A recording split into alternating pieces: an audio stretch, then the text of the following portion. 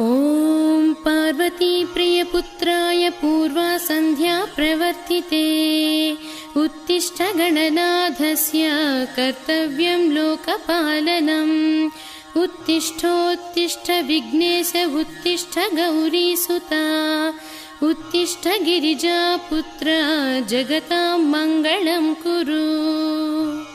श्रीशङ्करसुत वरसिद्धिविनायकत्वं प्रीत्याद्य जागृहि कुरु प्रियमङ्गलानि त्रैलोक्यरक्षणकरानि महोज्ज्वलानि श्रीमद्विनायक विभो तव सुप्रभातम्।